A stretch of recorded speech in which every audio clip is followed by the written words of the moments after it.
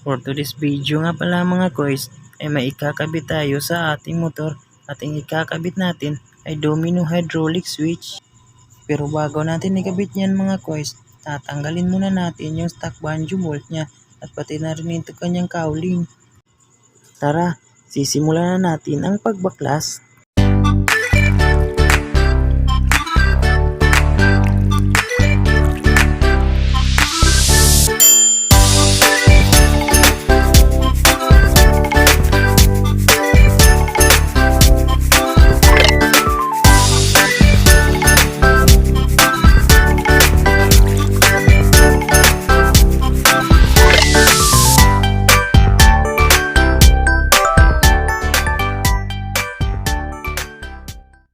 Ito na mga koys, natanggal na natin yung stock banjo bolt.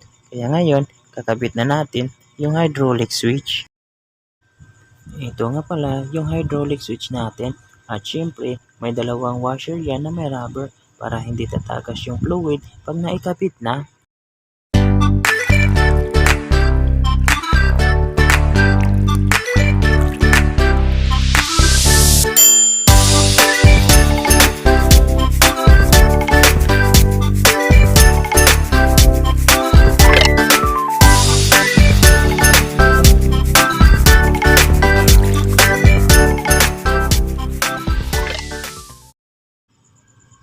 Yun, nakabit na natin.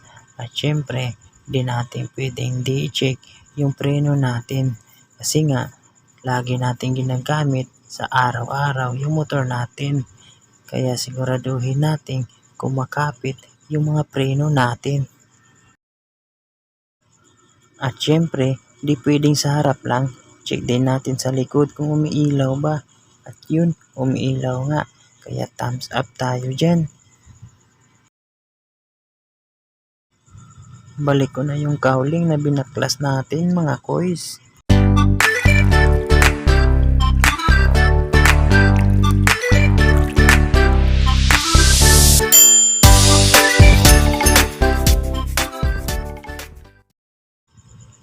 O siya, hanggang dito na lang yung video natin mga koys. See you next vlog.